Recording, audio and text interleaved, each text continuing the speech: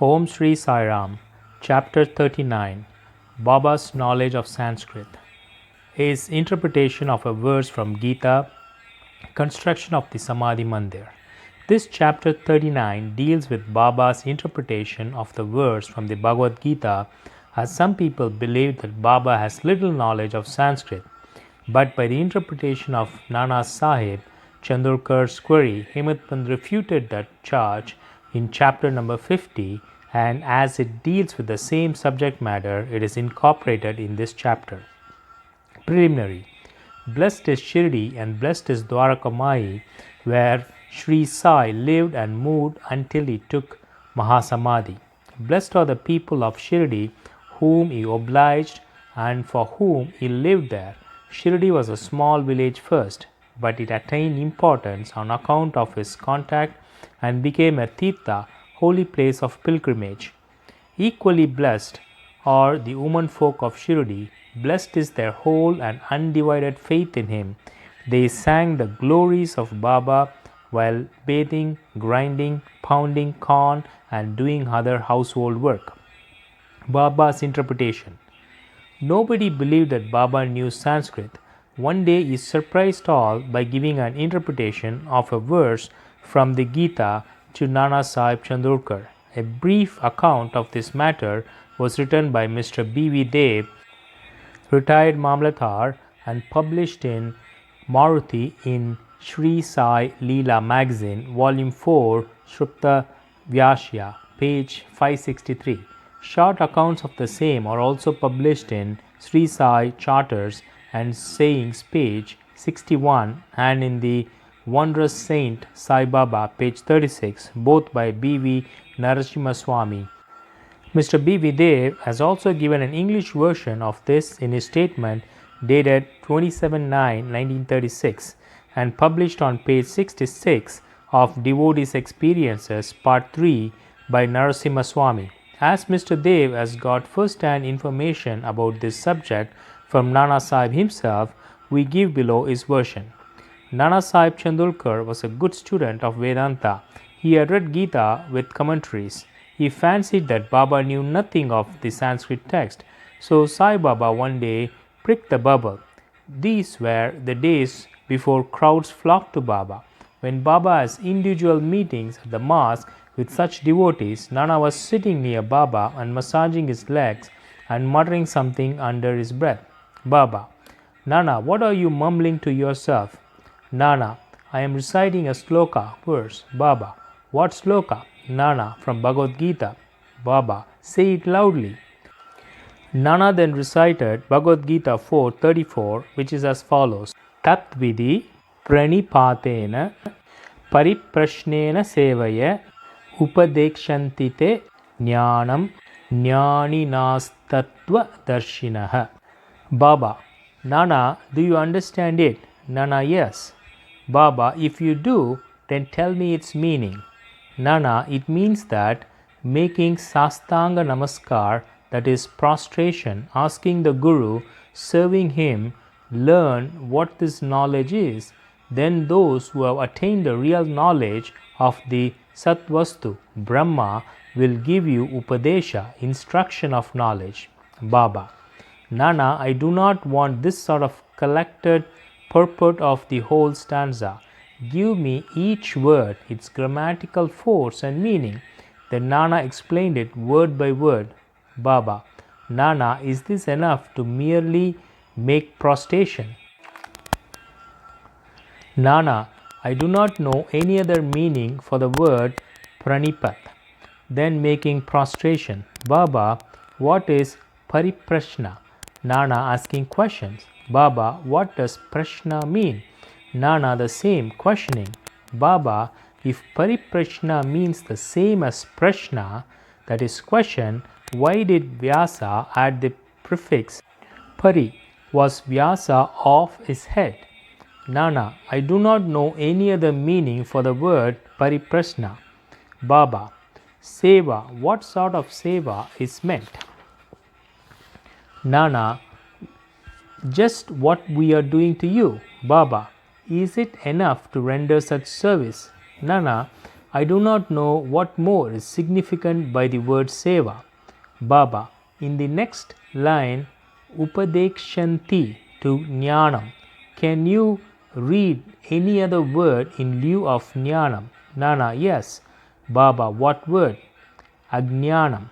Baba, taking the word instead of Jnan, is any meaning made out of the verse? Nana, no. Shankara Bhashya gives no such construction. Baba, never mind if he does not.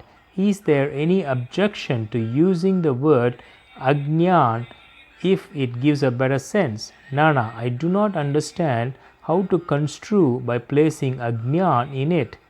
Baba, why does Krishna refer Arjun to Tattvadarshis? To do is prostration, interrogation, and service. Was not Krishna a Tattvadarshi, in fact, Jnana itself? Jnana, yes, he was, but I do not make out why he referred Arjuna to Jnanis. Baba, have you not understood this? Nana was humiliated, his pride was knocked down. Then Baba began to explain. It's not enough merely to prostrate before the Jnanis. We must make Sarvasva Saranagati, complete surrender to the Sadguru. Mere questioning is not enough.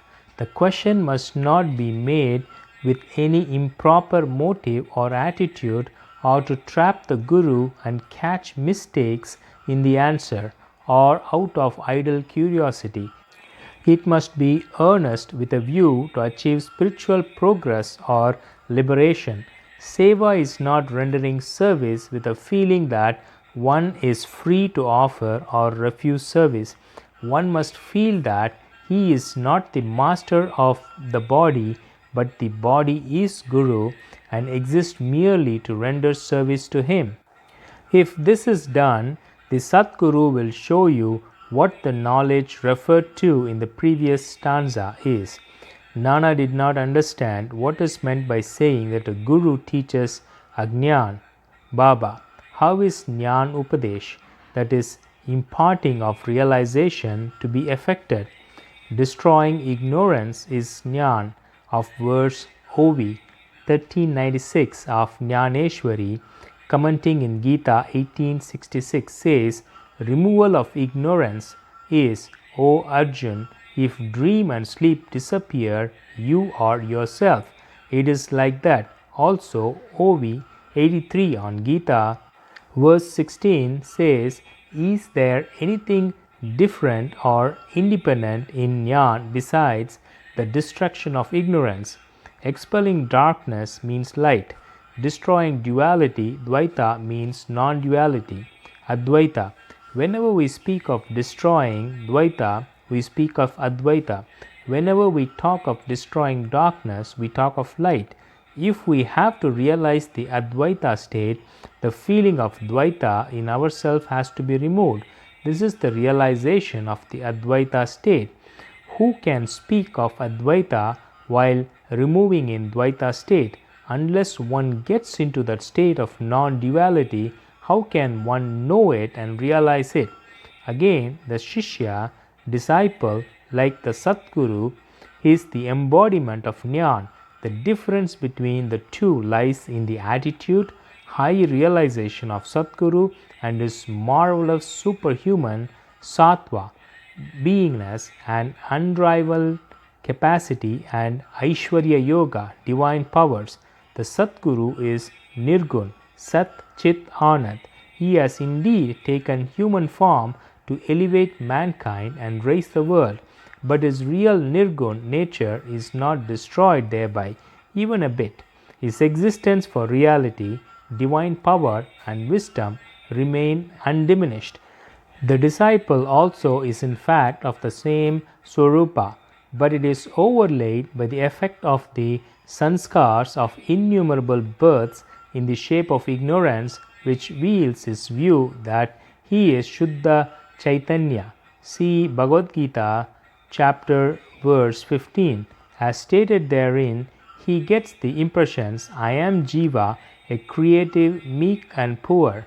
The Guru has to root out of these offshores of ignorance has to give upadesh or instructions to the disciple held spellbound for endless generations by the ideas of his being a jiva. The Guru imparts the teachings. You are God, you are mighty and opulent. Then he realizes that he is God really. The perpetual delusion under which the disciple is laboring, that he is the body, that he is the creative jiva or ego, that God, Paramatma, and the world are different from him, is an ignorance inherited from innumerable past births. From actions based on it, he has derived his joy, sorrows, and mixtures of both. To remove this delusion, this error, this root ignorance, he must start the inquiry. How did the ignorance arise? Where is it? And to show how, this is called the Guru's Upadesh. The following are the instances of Ajnan. I am Jiva, creative. Body is the soul. I am the body. God, world, and Jiva are different. I am not God. Not knowing that body is not the soul. Not knowing that God, world, and Jiva are one. Unless these errors are exposed to his view, the disciple cannot learn what is God, Jiva, world, body, how they are interrelated, and whether they are different from each other or are one and the same. To teach him this and destroy his ignorance is this instruction in Jnana or Ajnan. Why should Jnana be imparted to the Jiva who is a Jnana Murti? Upadesh is merely to show him his error and destroy his ignorance. Construction of the Samadhi Mandir. Baba never made any fuss about things which he wanted to accomplish, but he so skillfully arranged the circumstances that the people were surprised at the slow but sure results attained.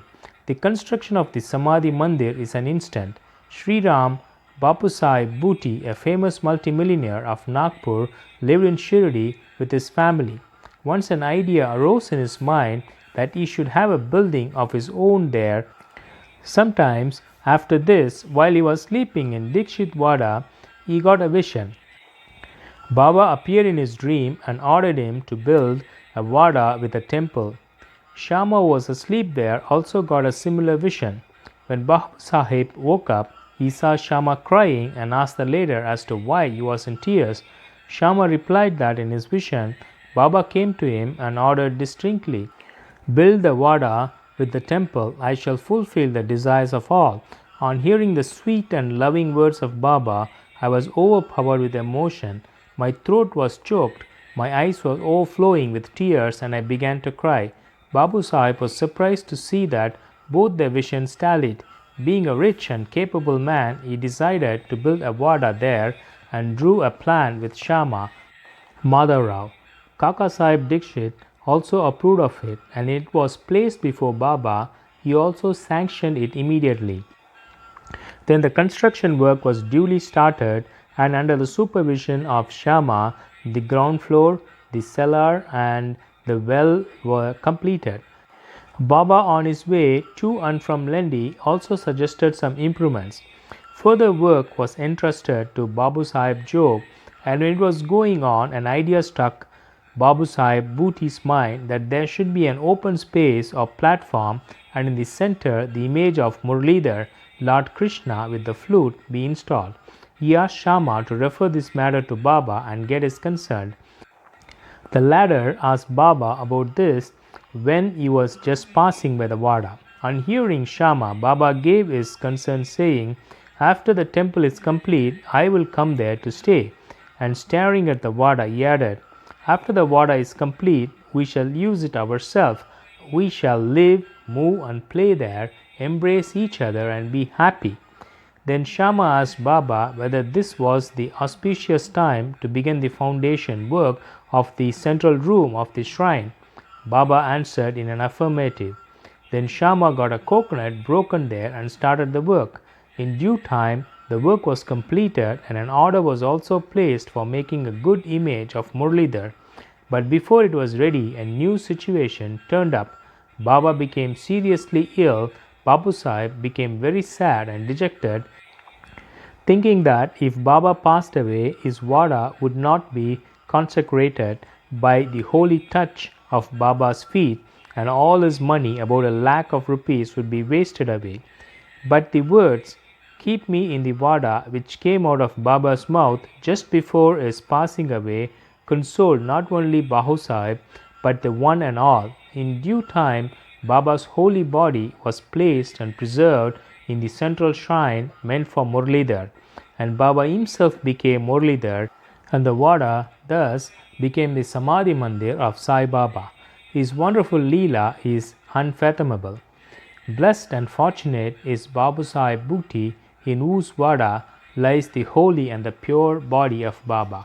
Bow to Shri Sai, peace be to all. Om Shri Sai Ram.